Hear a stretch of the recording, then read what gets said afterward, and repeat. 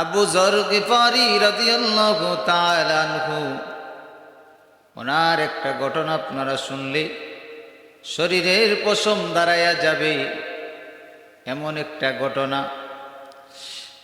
আল্লাহর নবীর সাহাবী খলিফাতুল মুসলিমিন হযরত ওমর ফারুক রাদিয়াল্লাহু তাআলা আনহুর জামানায় দুইজন বালক একজন মানুষকে টেনে ঘেঁচড়ে খলিফাতুল মুসলিমিনের দরবারে নিয়ে যায়।